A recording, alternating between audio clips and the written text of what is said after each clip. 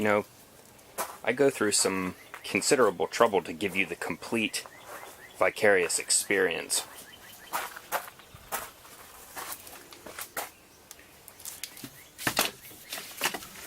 There was this physicist named Mach, like Mach 1, like the speed of sound.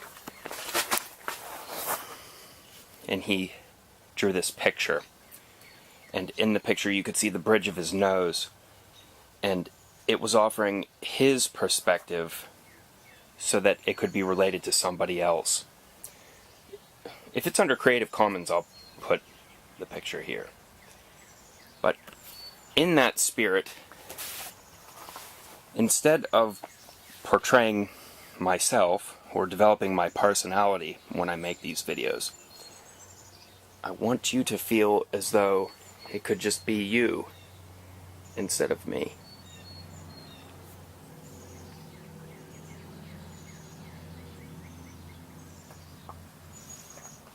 And for that reason, you and I are going to read some Bertrand Russell today. I hope you enjoy this.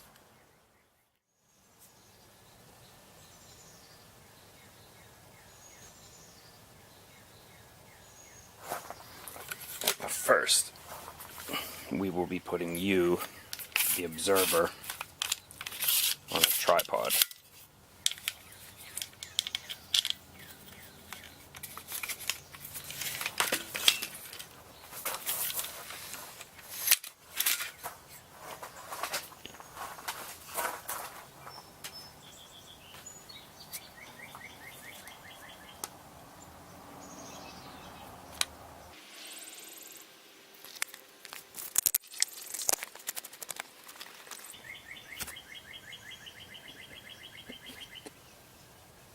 There we go.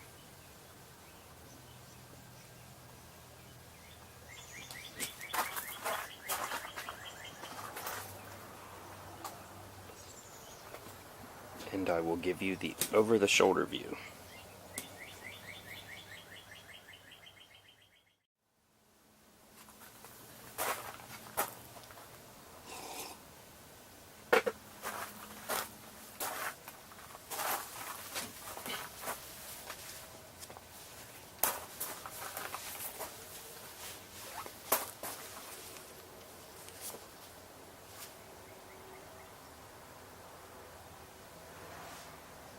Ready for some Bertrand Russell?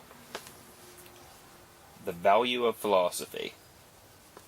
Having now come to the end of our brief and very incomplete review of the problems of philosophy, it will be well to consider, in conclusion, what is the value of philosophy and why it ought to be studied. It is the more necessary to consider this question, in view of the fact that many men, under the influence of science or of practical affairs, are inclined to doubt whether philosophy is anything better than innocent but useless trifling, hair-splitting, distinctions and controversies on matters concerning which knowledge is impossible. This view of philosophy appears to result, partly from a wrong conception of the ends of life, partly from a wrong conception of the kinds of goods which philosophy strives to achieve. Physical science, though the medium of inventions, is useful to innumerable people who are wholly ignorant of it. Thus, the study of physical science is to be recommended, not only or primarily because of the effect on the student, but rather because of the effect on mankind in general. Thus, utility does not belong to philosophy. If the study of philosophy has any value at all for others than students of philosophy, it must be only indirectly, through its effects on the lives of those who study it. It is in these effects, therefore, if anywhere, that the value of philosophy must be primarily sought.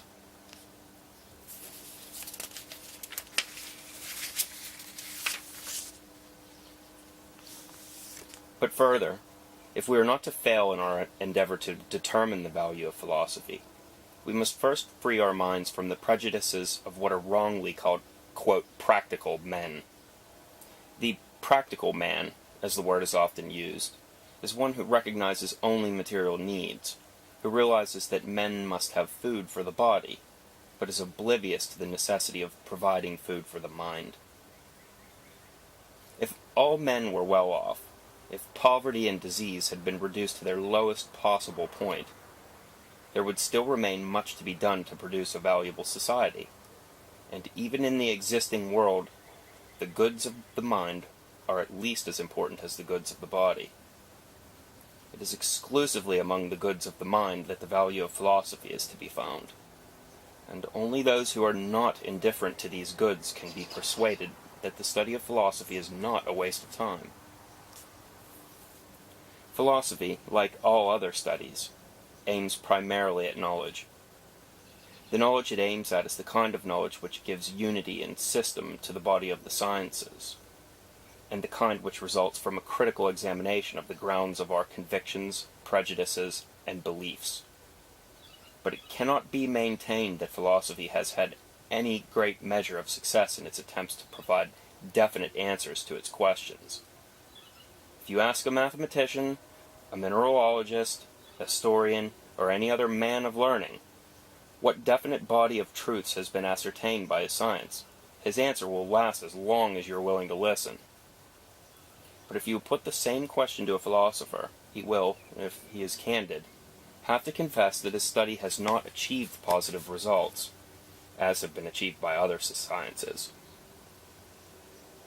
It is true that this is partly accounted for by the fact that as soon as definite knowledge concerning any subject becomes possible, this subject ceases to be called philosophy and becomes a separate science. The whole study of the heavens, which now belongs to astronomy, was once included in philosophy. Newton's great work was called The Mathematical Principles of Natural Philosophy. Similarly, the study of the human mind, which was part of philosophy, has now been separated from philosophy and has become the science of psychology. Thus, to a great extent, the uncertainty of philosophy is more apparent than real. Those questions which are already capable of definite answers are placed in the sciences, while those only to which, at present, no definite answers can be given remain to form the residue which is called philosophy.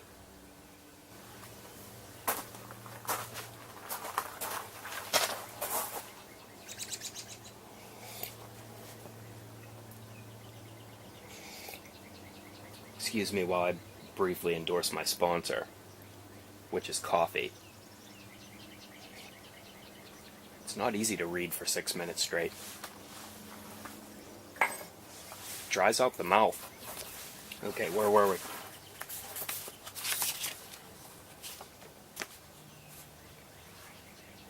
This is, however, only a part of the truth concerning the uncertainty of philosophy. There are many questions, and among them, those that are of the profoundest interest to our spiritual life, which, so far as we can see, must remain insoluble to the human intellect, unless its powers become of quite a different order from what they are now. Has the universe any unity of plan or purpose?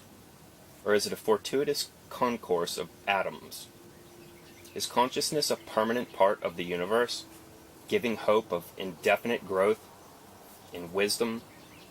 Or is it a transitory accident on a small planet on which life must ultimately become impossible? Are good and evil of importance to the universe or only to man? Such questions are asked by philosophy, and variously answered by various philosophers. But it would seem that, whether answers be otherwise discoverable or not, the answers suggested by philosophy are none of them demonstrably true. Yet, however slight may be the hope of discovering an answer, it is part of the business of philosophy to continue the consideration of such questions, to make us aware of their importance, to examine all of the approaches to them, and to keep alive that speculative interest in the universe which is apt to be killed by confining ourselves to definitely ascertainable knowledge. Many philosophers, it is true, have held that philosophy could establish the truth of certain answers to such fundamental questions.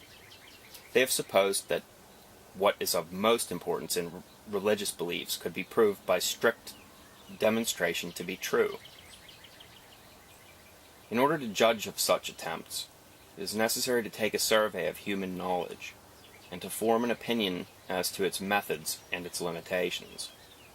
On such a subject it would be unwise to pronounce dogmatically. But if the investigations of our previous chapters have not led us astray, we shall be compelled to renounce the hope of finding philosophical proofs of religious beliefs. We cannot, therefore, include as part of the value of philosophy any definite set of answers to such questions. Hence, once more, the value of philosophy must not depend upon any supposed body of definitely ascertainable knowledge to be acquired by those who study it.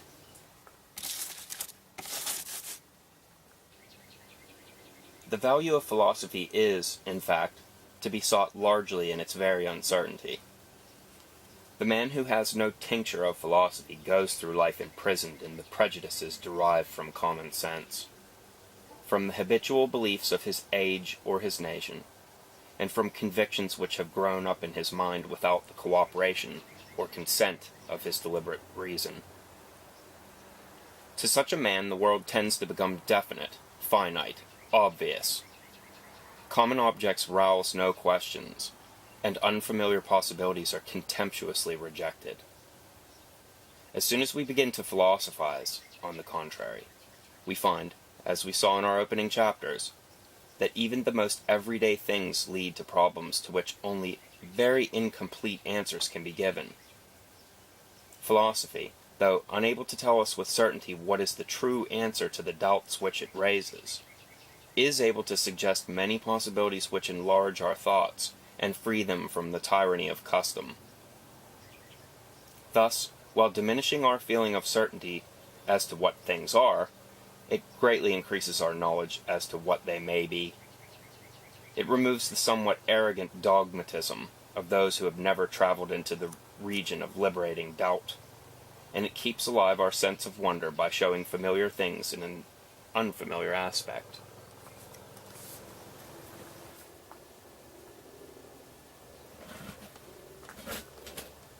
I'm changing the point of view just slightly.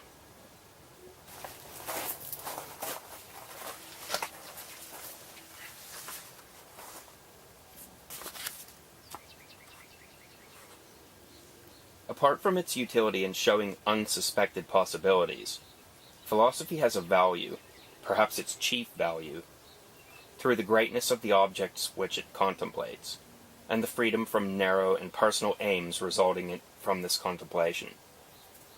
The life of the instinctive man is shut up within the circle of his private interests. Family and friends may be included, but the outer world is not regarded except as it may help or hinder what comes within the circle of instinctive wishes.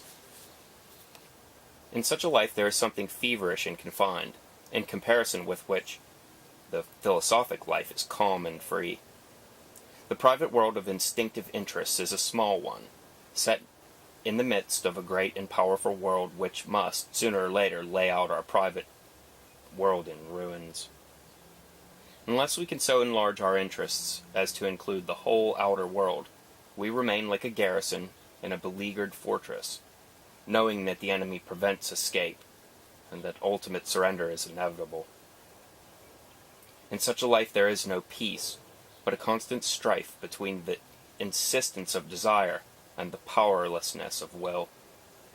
In one way or another, if our life is to be great and free, we must escape this prison and this strife. One way of escape is by philosophic contemplation. Philosophic contemplation does not, in its wildest survey, divide the universe into two hostile camps. Friends and foes, helpful and hostile, good and bad. It views the whole impartially. Philosophic contemplation, when it is unalloyed, does not aim at proving that the rest of the universe is akin to man. All acquisition of knowledge is an enlargement of the self, but this enlargement is best attained when it is not directly sought. It is obtained when the desire for knowledge is alone operative, by a study which does not wish to advance that its object should have this or that character, but adapts to the self to the characters which it finds in its objects.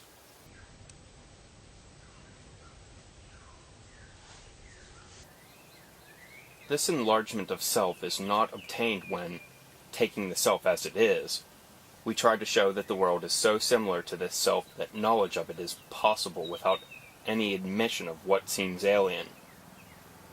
The desire to prove this is a form of self-assertion, and, like all self-assertion, it is an obstacle to the growth of self which it desires, and of which the self knows that it is capable.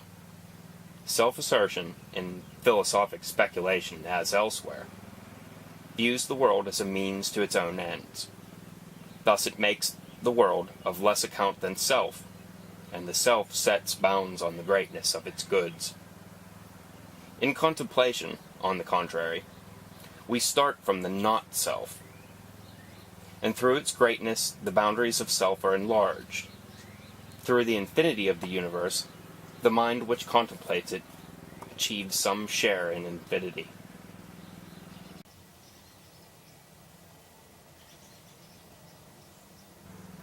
For this reason, greatness of soul is not fostered by these philosophies which assimilate the universe to man.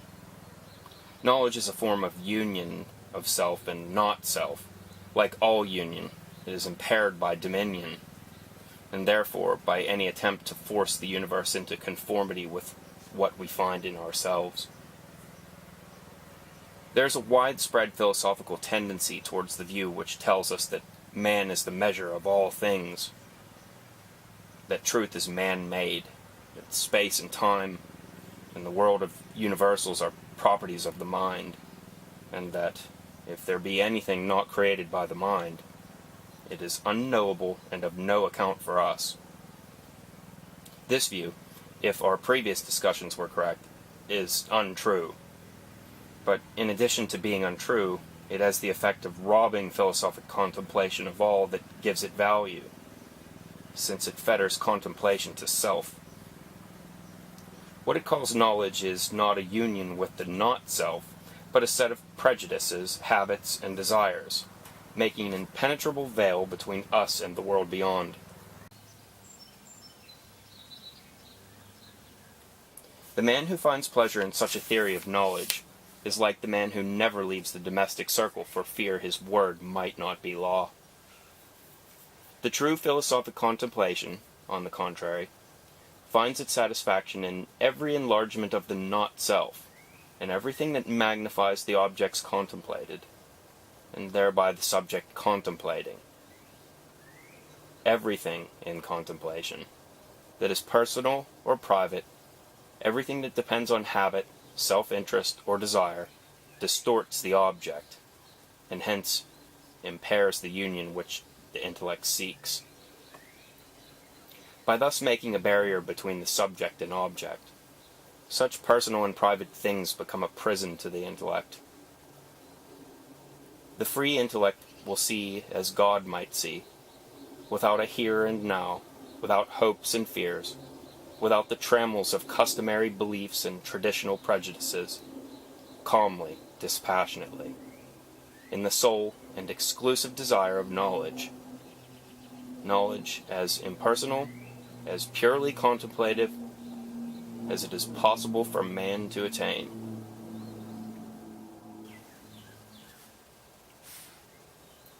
Hence, also the free intellect will value more the abstract and universal knowledge into which the accidents of private history do not enter, than the knowledge brought by the senses, and dependent, as such knowledge must be, upon an exclusive and personal point of view, and a body whose sense organs distort as much as they reveal. The mind which has become accustomed to the freedom and impartiality of philosophic contemplation will preserve something of the same freedom and impartiality in the world of action and emotion. It will view its purposes and desires as parts of the whole, with the absence of insistence that results from seeing them as infinitesimal fragments in a world of which all the rest is unaffected by any one man's deeds.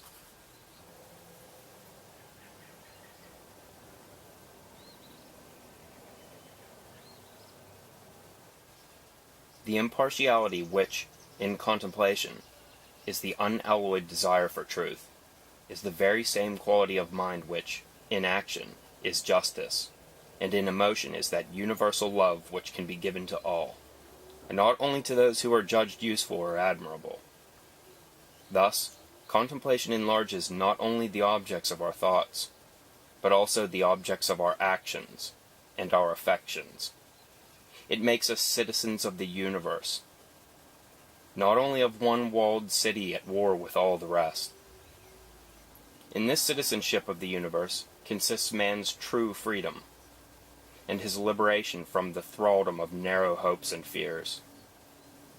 Thus, to sum up our discussion of the value of philosophy, philosophy is to be studied, not for the sake of any definite answers to its questions, since no definite answers can, as a rule, be known to be true, but rather for the sake of the questions themselves, because these questions enlarge our conception of what is possible, enrich our intellectual imagination, and diminish the dogmatic assurance which closes the mind against speculation. But above all because, through the greatness of the universe which philosophy contemplates, the mind also is rendered great, and becomes capable of that union with the universe which constitutes its highest good.